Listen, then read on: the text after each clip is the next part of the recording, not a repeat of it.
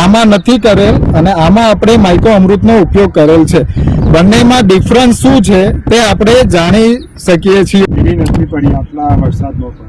આજુબાજુ કરતા આપણે વિકાસમાં અને કલરમાં મગફળી સરસ છે. કલરમાં સારું. મિનેશભાઈ, આપણે મગફળીમાં પૃથ્વી અમૃત અને માઇકો અમૃતનો ઉપયોગ કરેલ છે, તો તમને એનું રિઝલ્ટ કેવું જાણવા મળેલું છે? એનો રિઝલ્ટ આજે 30 દિવસ થયા. એમાં તંતુમૂળનો વિકાસ સારો છે. માઇક્રો અમૃત અને પૃથ્વી અમૃત એનો ઉપયોગ આપણે કરેલ છે.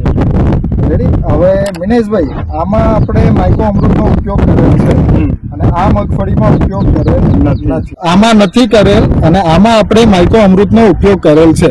બંનેમાં ડિફરન્સ શું છે તે આપણે જાણી શકીએ છીએ. આપણે મગફળી ત્યાં પીળી પડી છે? ના, એવી નથી પડી આટલા વરસાદમાં પણ. આજુબાજુ કરતા આપણે વિકાસમાં અને કલરમાં મગફળી સરસ છે. કલરમાં સારું છે. આપણે ખેડૂત મિત્ર જાણી જોઈએ છીએ કે અહીંયા મગફળી કઈ રીતનો વિકાસ